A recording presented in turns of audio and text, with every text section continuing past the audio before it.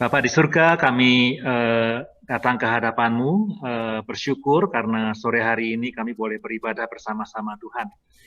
Sebentar kami akan mendengarkan firman Tuhan, kami berdoa supaya Tuhan mengurapi hamba-Mu yang berbicara juga semua, Tuhan urapi yang mendengarkan, supaya firman Tuhan yang disampaikan betul-betul merupakan firman kebenaran Tuhan, bukan sekedar pikiran atau kemauan manusia, tapi sesuatu yang memang Roh Kudus ingin sampaikan kepada kami semua. Dan tolong kami semua Tuhan supaya diberikan keterbukaan dan kerendahan hati untuk menerima firman Tuhan, dan supaya hidup kami boleh diubah dan dibuat semakin berkenan kepada Tuhan, bukan oleh hamba yang berbicara, tapi oleh Roh-Mu sendiri ya Tuhan Yesus. Terima kasih, di dalam nama-Mu kami berdoa dan mengucap syukur. Amin. Amin. Ini khotbahnya live nih ya, semoga semua lancar. Kalau ada apa-apa connection, lapor. Kalau saya nggak dengar, lapor ke Ali atau siapa aja supaya saya bisa di warning. So, mulai hari ini kita akan belajar tentang Injil Markus ya. Tapi saya nggak mau ngasih kuliah, jangan khawatir. Dan temanya adalah Who is this Jesus? Jadi sebetulnya tema besarnya adalah pengen tahu siapakah Yesus menurut Injil Markus. Ya tentu kalau bagi kita orang awam ya, jemaat di gereja, we don't care ya, Yesus mau Injil Markus, Injil Matius, Injil Lukas, Yesus menurut Paulus ya, semua samalah, pokoknya Tuhan Yesus adalah juru selamat, dia adalah anak Allah, dia diutus ke dunia, mati di salib, kemudian bangkit, menebus dosa, mengampuni, dan seterusnya. That's it. Kita nggak pusing, Yesus ini menurut siapa, dan seterusnya.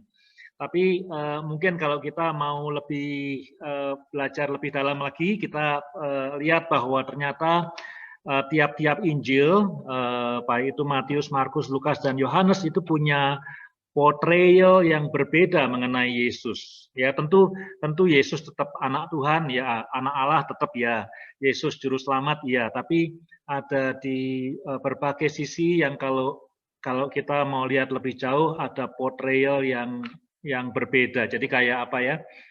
Kayak yang satu melihat dari sisi sebelah barat, satu sebelah timur, bendanya sama tapi dilihat dari berbagai sisi gitu ya. Mungkin bukan sekedar melihat dari berbagai sisi, tetapi kita mesti membayangkan bahwa, ini saya menolong sedikit ya, bukan kuliah tapi menolong sedikit, membayangkan bahwa Matius, Markus, dan Lukas, dan Yohanes itu semacam pastor, semacam pendeta. Mereka punya jemaat masing-masing, kalau mau membayangkan ya. Jadi Markus punya gereja, Matius punya gereja, Lukas punya gereja, Yohanes punya gereja. Gerejanya punya kebutuhan sendiri-sendiri. Yohanes gerejanya punya kebutuhan A, Lukas punya kebutuhan sendiri, Matius punya sendiri, Markus punya sendiri. Yesusnya satu, tapi Yesusnya ini dikhotbahkan untuk addressing the needs and the problems of its particular church gitu ya. Jadi kayak kita ya, kalau saya nggak tahu misalnya Advent Calvary problemnya apa. Saya ngawur aja ya, kalau problemnya misalnya di Advent Calvary itu katakanlah nih, bukan ya, tapi ini katakanlah jemaatnya sombong-sombong, misalnya gitu ya, problem ya. Maka kita akan mengkhotbahkan Yesus yang rendah hati, supaya apa? Supaya kita semua belajar seperti Yesus, jadi rendah hati. Kalau di Advent Calvary problemnya misalnya apa? Ya apa-apa saja lah problemnya apa ya, mungkin nggak ada problem gitu ya. Tentu kita akan presenting Tuhan Yesus sesuai dengan kebutuhan di jemaat masing-masing, atau bisa juga membayangkan Matius, Markus, dan Lukas sebagai penulis buku ya. Penulis buku itu bukan hanya menyampaikan idea. Penulis buku itu tentu kalau mau menerbitkan buku, penerbitnya mesti make sure ini buku akan return in money. Kalau dia nggak yakin return in money, penerbit nggak mau. Meskipun sekarang kita bisa menerbitkan buku dengan bayar sendiri gitu ya. Nah, pertama-tama ditanya kalau kita mau nulis buku, atau katakanlah mau bikin film lah ya, atau nulis buku, ditanya ini audiensnya siapa? Ya, the same theme. Oh, ini audiensnya movie ini akan diputar untuk PG-13. ya oke, ya dikalkulasi. Atau ini untuk segala umur gitu ya, atau ini bacaan buku untuk remaja, atau bacaan buku untuk orang Indonesia yang mana gitu ya, supaya laku dan segala macam. Nah, Matius, Markus, Lukas, dan Yohanes juga seperti itu. Dia punya Yesus yang sama, adalah Tuhan, adalah Juru Selamat, jalan kepada pengampunan dosa, mati di salib, bangkit pada hari yang ketiga, tapi ada penekanan-penekanan yang berbeda. Itu yang pertama. Yang kedua, Injil Markus, tentu saya tidak pernah bisa mengatakan ada konsensus 100%, tapi saya bisa mengatakan majority. Majority mengatakan bahwa Injil Markus itu Injil yang paling mula-mula, yang dibanding dengan Injil yang lain. Jadi pada umumnya orang percaya Injil Markus itu Injil yang pertama. Kemudian Matius dan Lukas itu somehow tergantung sama Markus. Jadi ketika Matius dan Lukas menulis Injilnya, somehow saya bilang nggak bisa mengatakan 100% pasti, tapi majority dari ilmuwan Perjanjian Baru, Matius dan Lukas itu baca Markus, kemudian nulis Injilnya, gitu ya. Kalau Yohanes lain lagi, Yohanes tuh modelnya sama sekali berbeda gitu ya, meskipun juga Injil. Jadi Markus assume dia paling tua. Nah, setua apa Markus? Ya, setua apa? Hampir pasti. Ya, kalau ini mungkin dekat 100%. Markus itu ditulis sebelum tahun 70, karena tahun 70 itu Bait Allah di Yerusalem dihancurkan. Ya, dan kalau Markus itu again, kalau mata orang awam tidak bisa lihat, kalau membaca ya menikmati aja cerita Tuhan Yesus gitu ya, tapi Injil Markus itu pasti ditulis sebelum bait suci di Yerusalem dihancurkan, jadi sebelum tahun 70. Kapan ya orang ada range, semakin orang konservatif dia akan semakin early, jadi Markusnya semakin early dengan kenaikan Tuhan Yesus. Semakin orang liberal, maka Markusnya semakin mundur, semakin jauh dari Tuhan Yesus. Tapi roughly, kalau mau aman, mungkin Markus ditulis seawal-awalnya mungkin tahun 55, selambat-lambatnya tahun 65. Jadi within that range. Jadi kira-kira sekitar 25 sampai 35 tahun setelah Tuhan Yesus naik ke surga, ceritanya dari tradisi, dari mulut ke mulut disampaikan sampai kemudian ada Injil Markus. Nah, satu yang penting, mungkin early atau enggak early itu not necessarily, tapi karena Markus itu Injil yang paling awal, maka Markus itu punya gaya bahasa yang kasar. Ya, kasar itu artinya apa? Kasar itu artinya tidak dipoles. Tidak ada harmonisasi, tidak ada penghalusan gitu ya, tidak ada editing.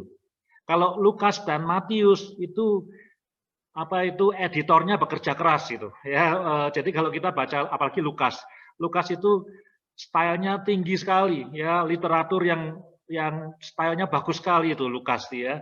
Tapi kalau Markus tuh apa adanya, kadang-kadang kasar ya, to the point. Kasar bukan artinya maki-maki, tapi apa adanya sudah. Kalau kata-katanya itu ya sudah. Nah, jadi menarik sebetulnya. Injil Markus itu menarik sekali. Dia enggak apa-apa. Bahkan ini minggu lalu saya baru baca satu artikel nih ya. Sebenarnya ini nggak perlu di-sharingkan juga, artikel akademis yang mengatakan bahwa saudara percaya atau enggak sih ya nggak apa-apa ya. Dia mengatakan bahwa di antara Injil Markus itu bisa dikhotbahkan tanpa, menurut ilmuwan ini, Injil Markus itu Injil yang dapat dikhotbahkan tanpa perlu mengetahui konteksnya pada waktu itu, konteksnya Markus ketika dia menulis Injil itu, karena Injilnya plain sekali, tidak dipoles, tidak diedit. Whatever you preach on Mark, it will be the gospel, kira-kira gitu, ya. Nah itu Injil Markus. Nah sekarang yang ketiga, siapa penulisnya? Ya, nah ini saya baru akan masuk ke Firman Tuhan, tapi siapa penulisnya? Saya juga mau quick. Perhatikan bahwa Injil Matius, Markus, Lukas, dan Yohanes itu sebetulnya adalah anonymous. Tidak ada orang yang mengklaim sebagai penulis. Coba dibaca. Nggak ada satu kali pun orang namanya Markus mengklaim aku penulis Injil Markus atau Matius atau Lukas atau Yohanes, itu nggak ada sama sekali. Ya, sebetulnya di New Testament itu banyak yang anonymous. Even surat 1 Yohanes, surat 2 Yohanes, surat 3 Yohanes juga tidak punya penulis. Beda dengan surat Paulus. Ya, aku Paulus, Rasul Yesus Kristus dan seterusnya.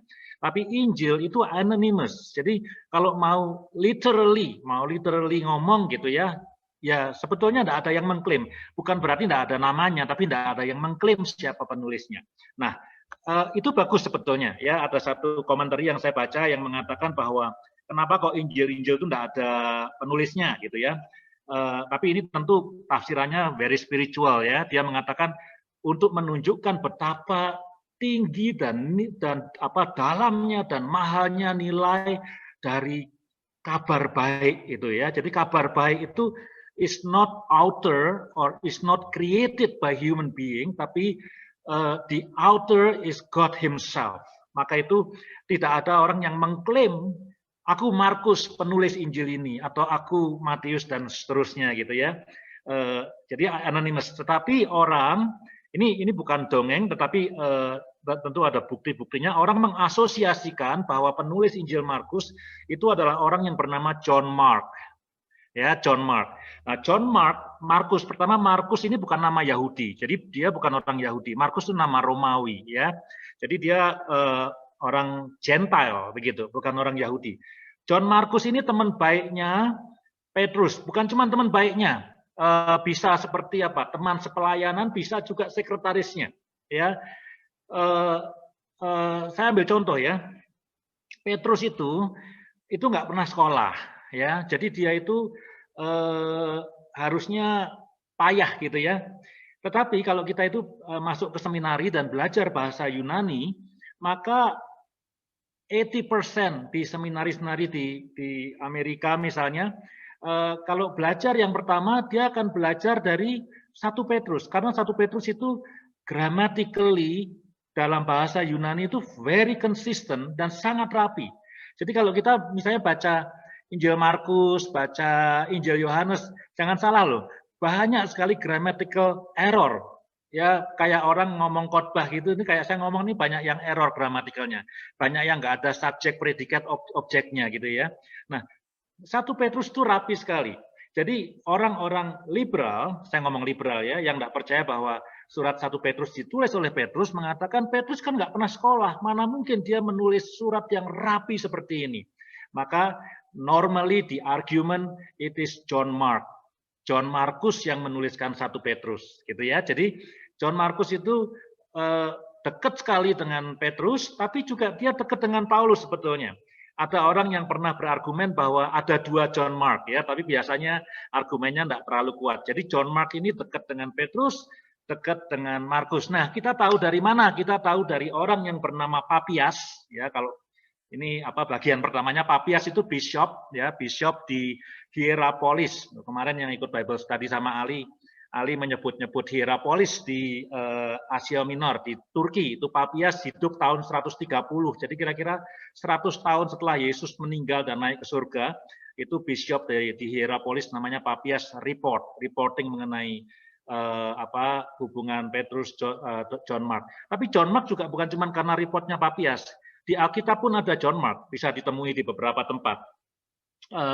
Kemudian pada abad keempat ada sejarawan juga Eusebius yang melaporkan mengenai itu. Nah, sudah ya, sekarang masuk firman Tuhan. Nah, meskipun kita ini mau adalah introduction kepada Injil Markus, saya tidak khotbah dari Injil Markus, tapi saya mau khotbah dari Kisah Rasul. Nah, saya tidak mau ribet-ribet ya, tapi kalau kita baca berbagai buku tafsiran, it is clear, saya surprise ketika saya belajar ini, katanya Injil Markus yang jumlah pasalnya 16 itu dasarnya adalah khotbah dari Petrus dalam Kisah Para Rasul pasal 10 ayat 34 sampai 43. Nah, saya mau khotbah dari situ, dan ketika saya baca Kisah Rasul 10 ayat 34 sampai 43, saya surprise sekali karena khotbah itu tidak sama dengan Matius, tidak sama dengan Lukas, tapi sama persis dengan Injil Markus. Jadi orang mengatakan bahwa Injil Markus atau the Gospel of Mark itu, tapi ini kata orang ya, itu actually the Gospel of Peter written by Mark. Jadi bagaimana Markus bisa tahu cerita-cerita mengenai Tuhan Yesus karena dia dekat dengan Petrus. Petrus ini yang dongeng ke dia terus. Ya, kapan hari naik kapal, banyak badai. Kan Markus bukan murid Tuhan Yesus. Kalau Matius mungkin. Matius memang murid Tuhan Yesus. Mungkin kalau yang nulis memang Matius, dia saksi mata. Lukas juga bukan, ya. Markus jelas bukan. Dia nama Romawi, bukan orang Yahudi. Tapi jadi orang mengatakan, oh si Petrus nih sama si sekretarisnya, si Markus ini dia dongeng terus. Yesus meredakan angin ribut, Yesus menyembuhkan orang ini, orang itu, dan seterusnya, mujizat.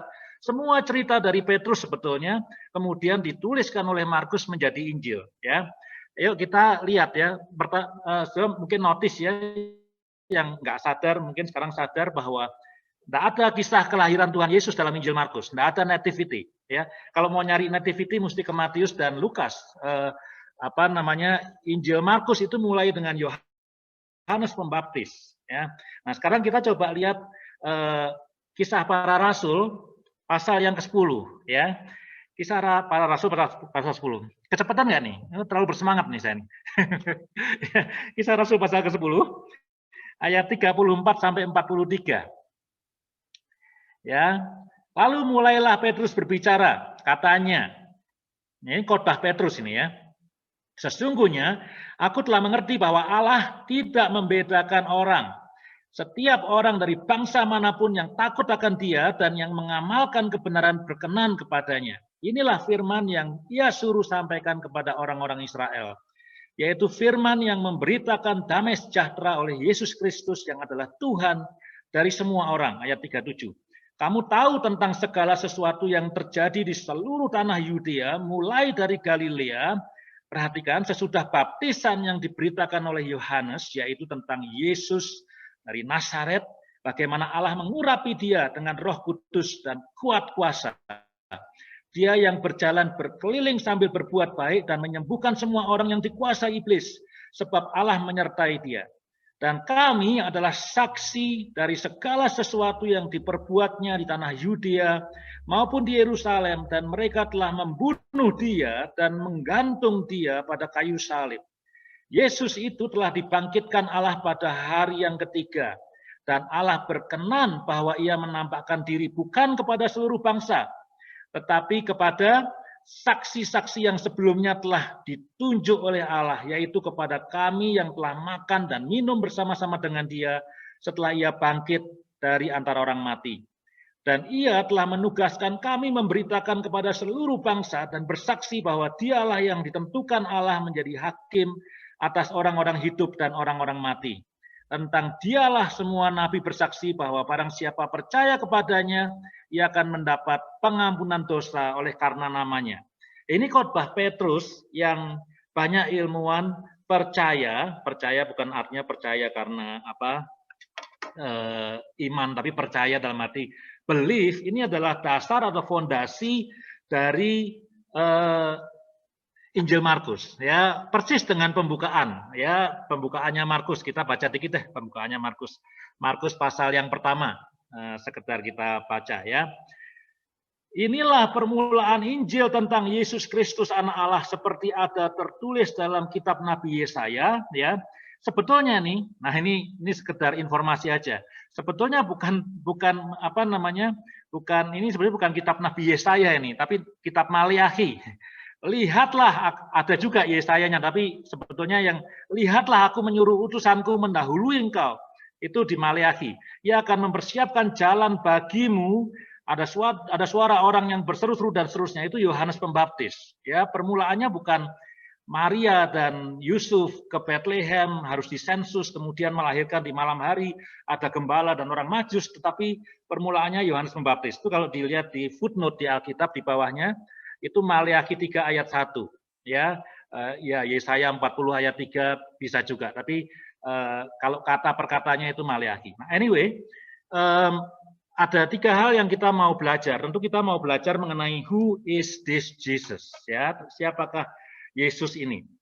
Yang pertama, Yesus ini dikatakan tadi dari Petrus dan juga di dalam Markus, dia adalah diurapi Tuhan, ya, diurapi Tuhan, anointed by God with the Holy Spirit, gitu ya, Tritunggal ya, menarik ya, ada Tritunggal.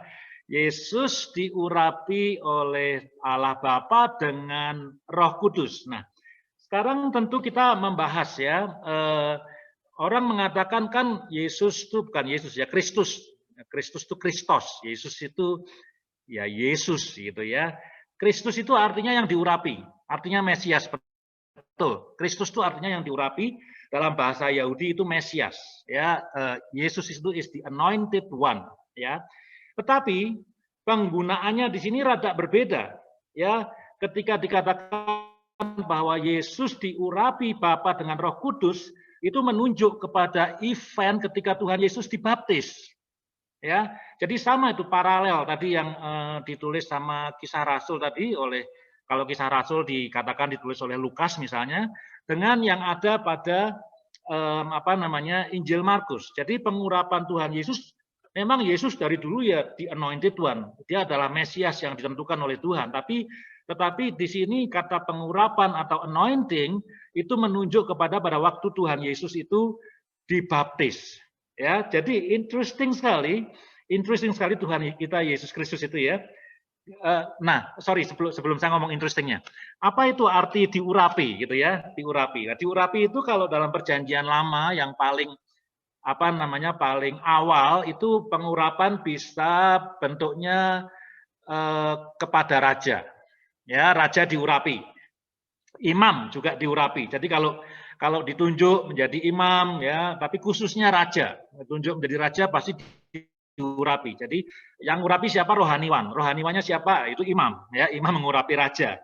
Gitu ya. Jadi pengurapan itu seperti memberikan legitimasi, tapi bukan hanya legitimasi, tapi memberikan kuasa dan power kepada raja ini untuk bertindak gitu ya. Kalau kamu tidak diurapi sama imam, ya kamu cuma mengklaim sendiri aku adalah raja Israel, kamu tidak bisa, tidak eligible, bisa dipenjara itu ya. Kalau saya masih ingat waktu khotbah mengenai Raja Salomo dan saya menceritakan terjadi politik gitu ya. Itu karena ada salah satu anaknya Daud yang tidak ditunjuk oleh Daud itu memproklamasikan diri sendiri menjadi raja. Dia juga menggandeng imam sebetulnya. Akhirnya semua dihukum mati sama Salomo. Masih ingat ya cerita itu ya. Jadi raja itu harus di-anointed supaya dia legitimate dan supaya dia boleh menggunakan powernya gitu ya, mimpin bangsa Israel. Itu pengurapan. Nah, kita mungkin berpikirnya aneh, nih yang saya mau bilang interesting. Yesus itu kan adalah Tuhan, adalah anak Allah. Begitu kan, the Son of God. Dia adalah Tuhan. Kenapa kok dia ya yang dalam bayangan saya tadi pagi saya masih kemarin saya masih diskusi sama si Keiko ya, bukan diskusi lah, saya tanya-tanya sama dia, Keiko, what do you think, kenapa ya dalam proses keselamatan di mana Yesus datang itu perlu ada orang yang namanya Yohanes Pembaptis, buat apa sih sebetulnya dia ini, buat apa gitu ya, kayaknya kalau nggak ada dia juga ada kurangnya gitu. Kenapa Yesus itu mesti ada Maria dan Yusuf, kenapa kok dia tidak datang ke dunia ini dengan pakaian kebesaran, jubah raja dan mahkota gitu ya. Dan bukan asal ngambil orang masuk surga, bukan. Tapi datanglah dia sebagai the anointed one, sebagai Kristos ya, yang diurapi sebagai raja dan mengatakan, ayo bertobat gitu ya. Kalau kamu bertobat dan percaya kepadaku, kamu akan hidup kekal selama-lamanya dan tidak akan binasa. Kenapa kok dia harus lahir dari Maria? Ya mungkin yang sakit Maria, Yesusnya mungkin enggak tahu ya dia berasa apa ketika dia bayi. Tapi dia harus bisa mengalami lapar, dia mengalami haus dan segala macam. Kenapa gitu ya? Kenapa kok dia harus di-anointed pada waktu dia dibaptis? Jadi sebetulnya Yesus itu meskipun dia pernah miraculously mengajar di Bait Allah ketika dia umur 12 tahun, tapi the real ministry of Jesus itu begin on his baptism, ketika dia dibaptis. Karena disitulah dia diurapi oleh Tuhan, dia diberikan eligibility sah, kamu bisa melayani sekarang. Sebetulnya begitu, kira-kira. Ya, kita tidak bahas ya apakah Yesus sebelum itu bukan Tuhan atau gimana, tapi the anointed one itu diresmikan pada saat dia dibaptis. Ya, saya belajar kalau ditanya who is this Jesus? Ya, saya belajar bahwa yang ingin diajarkan oleh Tuhan melalui kehidupan Yesus itu adalah humility. Dia bisa datang dengan mahkota dan dengan jubah kerajaan dan mengatakan, I am the anointed one, tapi dia tidak melakukan itu. Dia lahir sebagai bayi ya di palungan, di kandang gitu ya, di antara domba-domba. Kemudian dia harus dibaptis dan orang yang mau membaptis dia ini mengatakan aku tidak layak sama sekali untuk apa itu tali kasutnya. Buka tali kasutnya pun aku tidak layak. Tapi dia humble himself untuk dibaptis dan kemudian apa itu namanya ya, officially anointed by God with the Holy Spirit.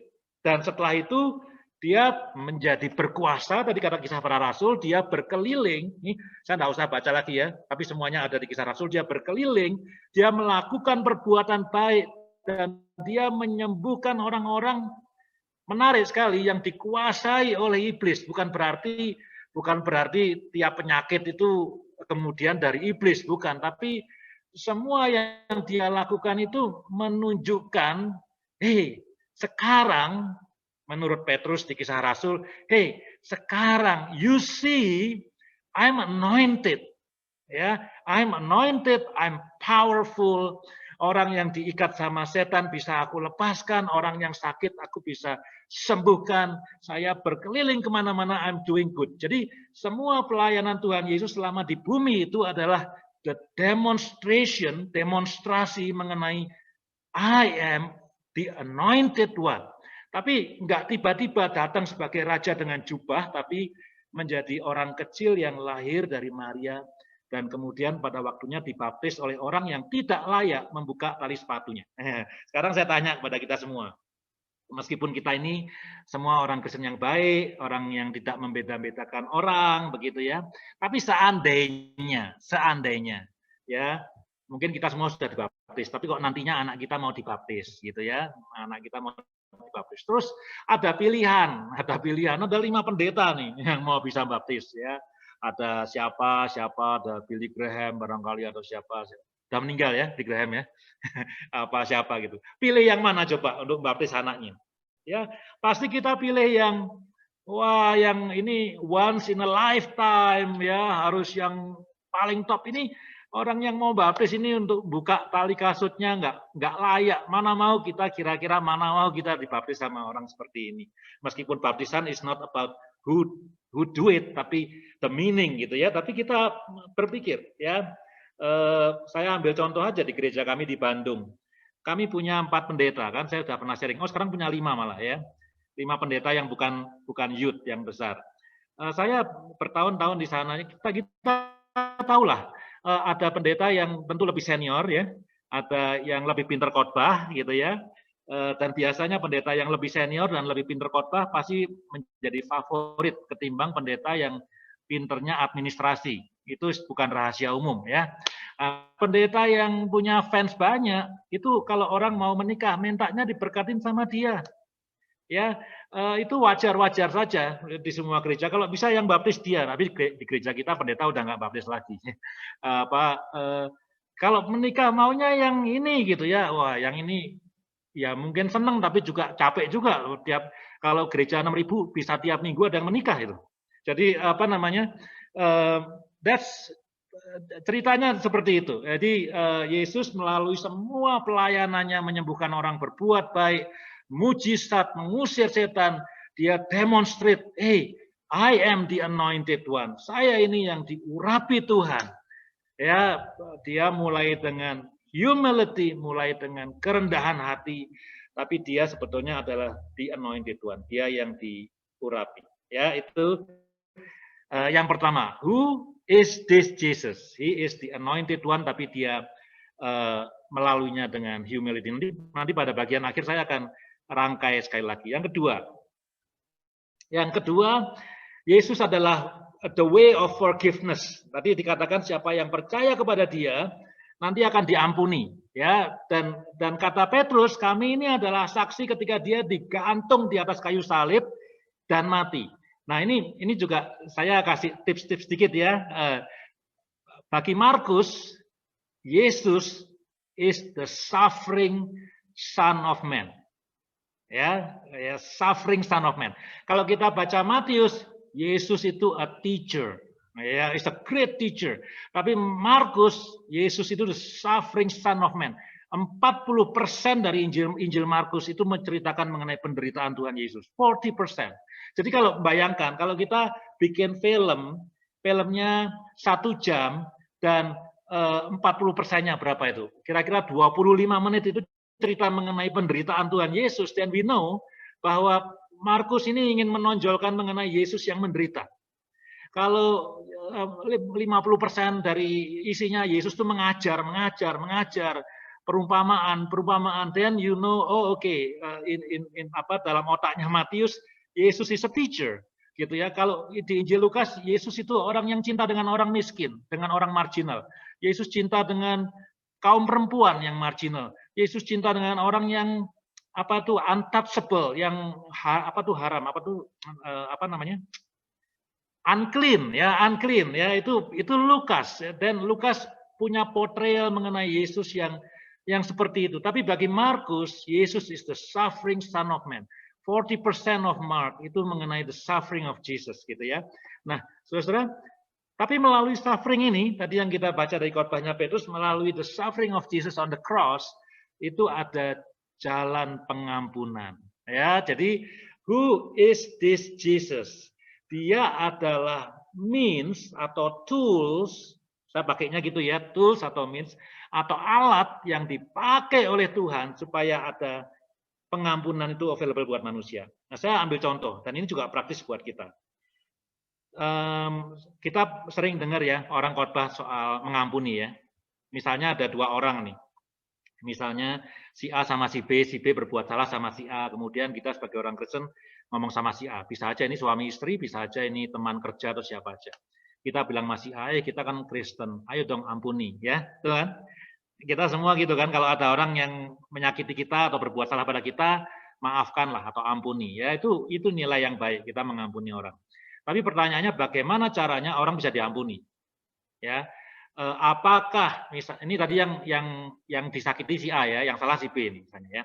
Apakah kalau B datang kepada si A, ampun, maafkan aku gitu ya. Apakah kemudian si A bisa mengampuni dia? Belum tentu, ya belum tentu. Apakah kalau si B datang ke si A karena tadinya sudah berbuat salah, kemudian si B datang instead of minta ampun dia bawa masakan yang paling enak, kasih ke si A. Harapannya supaya diampuni. Apakah si A mau ngampuni? Belum tentu. Ya, atau diberikan perhiasan atau apa saja, atau dinyanyiin lagu atau whatever lah ya. Apakah si A itu mau mengampuni? Belum tentu. Karena apa? Yang menentukan jalan pengampunan itu si A. Si A harus memberikan jalannya dulu. Ya, kalau si A bilang jalannya kamu mesti masak yang enak. Ya oke, si B masak yang enak akan diampuni dosanya, ya kan?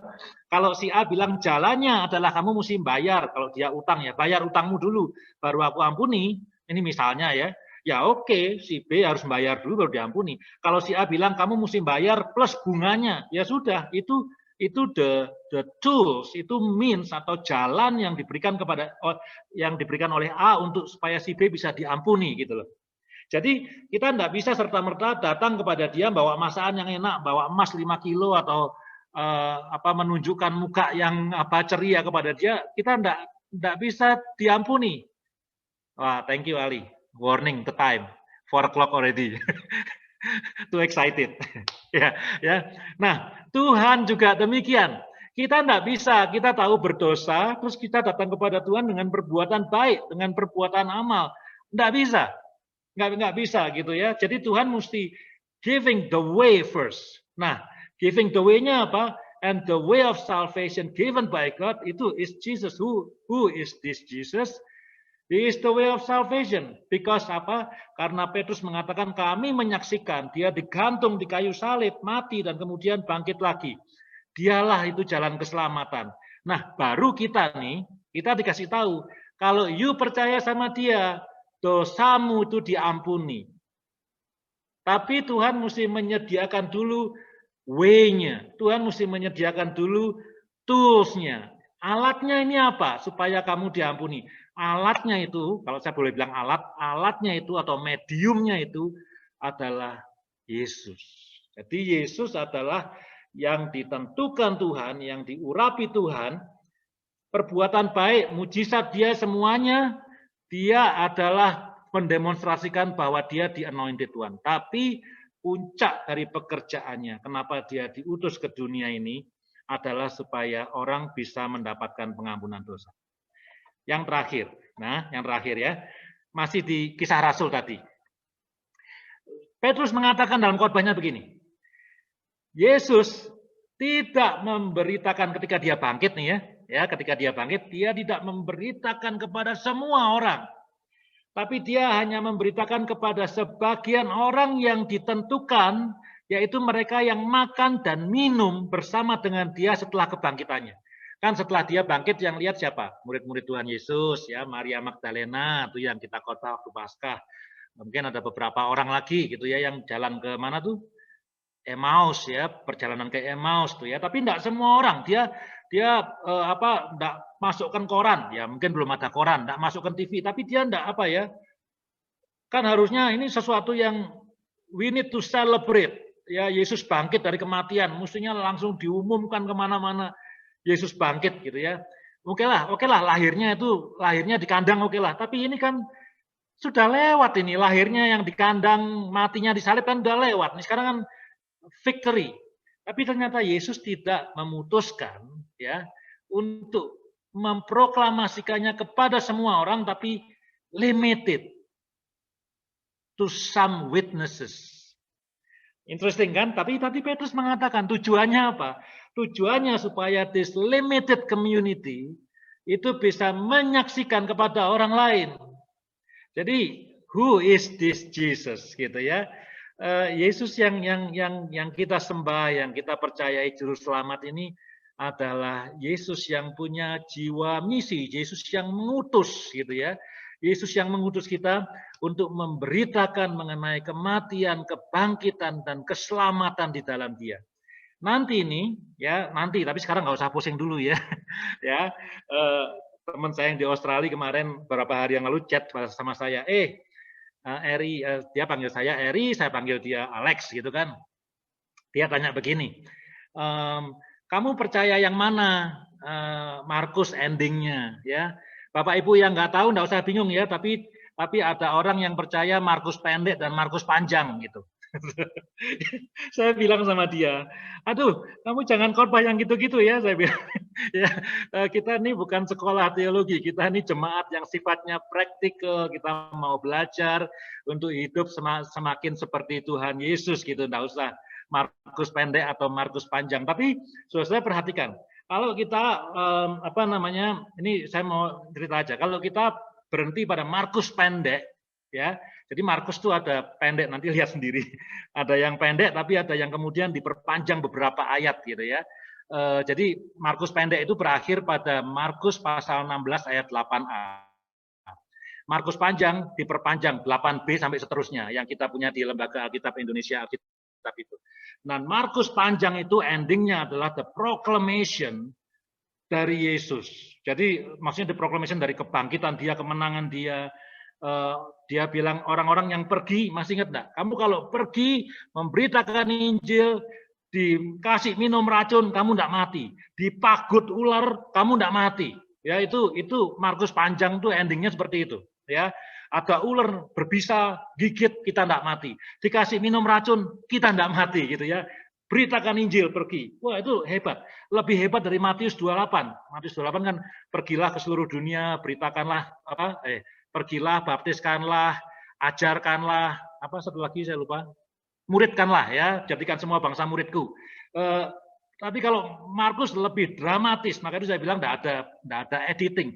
Pergi, ada ular berbisa, matuk kamu tidak akan mati. Ada orang ngasih kamu racun, kamu tidak akan mati. Ya, itu Markus is so frontal, kita menjadi orang-orang yang diutus. Jadi Tuhan Yesus, who is this Jesus, Dia bukan hanya the anointed one yang mendemonstrasikan kuasa Tuhan Yesus dalam kehidupannya. Dia bukan hanya ditunjuk oleh Bapa sebagai the way of salvation. Nih, kalau mau diampuni, this is the only way, then you have to believe in him, then you will be saved. Tapi dia juga adalah Yesus yang mengutus kita.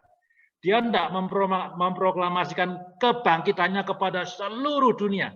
Dan juga tidak tiap tahun. Tidak tiap tahun kemudian ada malaikat datang bersinar-sinar turun ke dunia. Yesus bangkit. Enggak. Tapi we are sent by him to proclaim the salvation, keselamatan di dalam dia. Wah, itu ajaib sekali ya. Ajaib khotbahnya Petrus mengenai who is this Jesus. Nah, ini saya mau tutup nih. Sekarang jam berapa nih? 4:07. Ini nggak akan ada 5 menit. Ada 2 hal yang saya belajar. Ya, ada 2 hal yang saya belajar. Yang nomor 1. Ini nggak ada hubungan dengan who is this Jesus, tapi dari cerita tadi. Saya melihat bahwa proses dalam kehidupan kita itu sangat penting. Itu sebabnya Alkitab menyaksikan Tuhan Yesus lahir dari Maria di kandang domba, ya, rasanya bukan raja gitu ya, rasanya sebagai orang miskin gitu, tapi kemudian dia di anointed, jadi dibaptis sama Yohanes. Jadi hidupnya Yesus dari surga turun, ya, lahir sebagai manusia, tapi kemudian naik ketika dia dibaptis, ya. Bagaimana taunya naik? Itu awannya terbuka, burung merpati turun, bapaknya ngomong, ini anak yang aku berkenan. Itu adalah the inauguration of his ministry. Jadi permulaan dari pelayanannya dia itu langit terbuka, merpati turun, kemudian Tuhan ngomong, ini anakku, kepadanya aku berkenan. Kemudian mujizat dilakukan, semuanya, Yesus naik gunung terus nih, namanya lagi naik ya. Disalib gitu ya. Disalib, salibnya terkutuk, turun lagi. Kemudian bangkit, naik lagi. Ya, jadi Yesus dalam hidupnya kalau setidaknya dia dari Bapa, dari Allah gitu ya, turun, lahir di kandang, naik, langit terbuka, merpati turun, turun lagi, mati disalib, kemudian bangkit, naik lagi. Proses is important. Dia enggak suddenly datang dari awan sebagai raja dengan mahkota, tapi dia memilih proses itu. Artinya apa? Practically dalam kehidupan kita, semua proses yang kita alami itu adalah sama pentingnya dengan goal yang kita ingin capai. Jadi kalau kita pernah merasa capek dalam kehidupan kita ini, entah itu proses belajar, proses bekerja, proses dalam kehidupan berumah tangga, proses dalam meniti karir dan semuanya, it is all important. Bukan hanya apa tujuannya, tapi semua proses itu penting. Itu yang saya bisa belajar secara praktikal yang pertama. Yang kedua, saya mau kembali kepada kisah para rasul. Ya, nggak usah dibuka lagi, nanti buka sendiri ya setelah ini. Kalau diperhatikan kisah para rasul 10 ayat 34, sebelum cerita mengenai Yesus, Petrus bilang kira-kira begini, sekarang aku sadar, nah, gitu ya. Sekarang aku sadar, ini saya baca aja supaya tidak salah. Kira-kira dia mengatakan kesadarannya. Dia tidak pakai kata sadar, tapi kira-kira itu yang ingin disampaikan. Ini ya. Sesungguhnya ayat 34, aku telah mengerti. Sebelumnya dia tidak mengerti, tapi sekarang dia mengerti. Sesungguhnya aku telah mengerti bahwa Allah tidak membedakan orang. Setiap orang dari bangsa manapun yang takut akan dia dan yang mengamalkan kebenaran berkenan kepadanya. Ini ayat-ayatnya kayaknya biasa ya kalau kita baca ya. But it is not biasa karena muncul dari mulutnya Petrus yang adalah rasul untuk umat Yahudi. Dia sadar, dan nanti kalau saudara baca pasal 11 is the story of Peter and Cornelius, orang kafir itu. Petrus dapat mimpi, binatang-binatang kafir turun tuh ya. Yesus bilang, malaikat apa Yesus, sembelihlah itu, masak dan makanlah. Mimpinya sampai 3 kali, turun lagi, turun lagi. Tuhan itu haram, sembelih, dimakan gitu ya. Nah, Petrus itu pernah berantem sama Paulus, kita tahu di Galatia kan, di surat Galatia, karena masalah sunat dan segala macam. Tapi di ayat 10 ini, Petrus mengatakan, sekarang nih, akhirnya nih, I know that the gospel, that God itu is for everyone, untuk semua bangsa. Itu ajaib sekali. Bagi Petrus itu ajaib sekali. Sebelumnya, kecuali Paulus, mereka adalah rasul-rasul untuk orang Yahudi. Hanya Paulus yang mengatakan, I am the apostle to the Gentiles. Tapi pada waktu itu, sebelum dia ngomong ini, Paulus mengatakan Injil bagi semua bangsa. Jadi, saudara-saudara tidak peduli nih kita ini siapa, bangsa apapun, kaya atau miskin, warna kulitnya apapun juga ya, meskipun orang pernah bilang bahwa semua manusia pasti ada rasisnya gitu ya. But please, dalam kacamata Injil, dalam kacamata Tuhan, dalam kacamata Yesus, kacamata keselamatan hidup kekal, tidak ada yang dibeda-bedakan bangsanya apa, ya. Tidak dibedakan apa vaksinnya. Ingat loh. Vaksinnya apapun juga, jalan keselamatan cuman Yesus gitu. Ya, mau divaksin apa, warna kulitnya apapun juga, sukunya apapun juga. The only way of salvation is Jesus Christ. Dan puji Tuhan, Petrus akhirnya sadar. Kalau kita belum sadar, then this is the day untuk menjadi sadar bahwa Injil dan Yesus itu equally proclaim to everybody, punya kesempatan yang sama. Jadi saya mengajak kita untuk lebih bersemangat lagi memberitakan Injil, memberitakan keselamatan di dalam Yesus Kristus. Wah, ngos-ngosan nih. Yang ngomong aja ngos-ngosan ya, apalagi yang dengerin. Oke, haleluya. Haleluya, semoga memberkati. Who is this Jesus? The anointed one, the way of salvation. Dan dia yang mengutus kita untuk memberitakan Injil kepada seluruh bangsa. Kita akan akhiri ibadah kita. Apakah ada pokok doa yang kita bisa doakan bersama?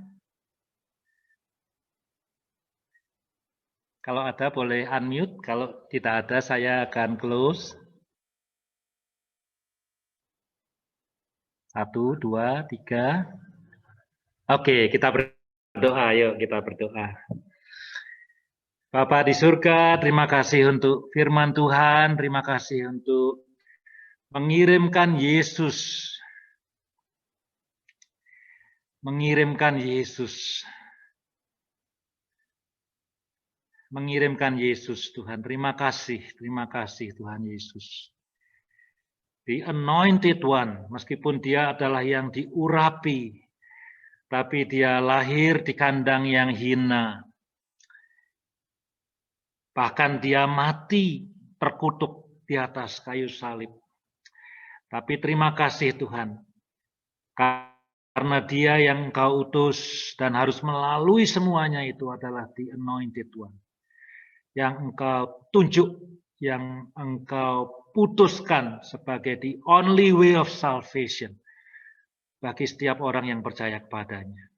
Terima kasih Tuhan Yesus. Tolong kami semua, umat percaya, anak-anak-Mu, khususnya di Houseful Nation Calgary, mau berdoa Tuhan, supaya firman Tuhan yang disampaikan hari ini boleh mengutus kami untuk memberitakan Injil-Mu, memberitakan Yesus kepada semua bangsa, kepada semua orang. Kami sadar hari ini, kami realize bahwa Engkau sengaja hanya menyampaikan kepada beberapa orang saja, tidak kepada semua orang, supaya apa? Supaya yang beberapa orang itu memberitakan keselamatan di dalam Engkau. Terima kasih Tuhan Yesus. Hamba berdoa untuk segenap jemaat-Mu, sekali lagi untuk Houseful Nation Calgary. Kami bersyukur, berterima kasih untuk kebaikan Tuhan. Sampai hari ini Tuhan masih melindungi kami. Sampai hari ini Tuhan masih mencukupi kami. Terima kasih Tuhan. Kami tidak mau melupakan sedikit pun atas kebaikan Tuhan. Kalau ada yang kami lupakan, yang kami nikmati, dan kami tidak ingat bahwa itu datang dari Tuhan, ampuni kami Tuhan. Ampuni. Kami ingin bersyukur untuk kebaikan Tuhan. Untuk keluarga yang Tuhan berikan. Terima kasih untuk pekerjaan. Terima kasih untuk persahabatan, untuk relationship, untuk kesehatan Tuhan. Terima kasih semuanya Tuhan. Terima kasih. Kami berdoa minta supaya kemurahan Tuhan terus, kasih setia Tuhan terus menopang dan memelihara hidup kami. Kami ingin hidup bergantung penuh dan percaya penuh hanya kepada Tuhan saja. Tuhan, kami ingin minta supaya berkat Tuhan turun atas kami. Kiranya damai sejahtera-Mu Tuhan, dan cinta kasih dari Yesus Kristus, the Anointed One, the way of salvation, Dia yang mengutus kami, boleh penuh dalam hati kami. Demikian juga persekutuan di dalam Roh Kudus boleh menguatkan dan memberi kuasa dalam kehidupan kami. Di dalam nama Yesus kami berdoa. Amin. Amin. Amin. Tuhan memberkati.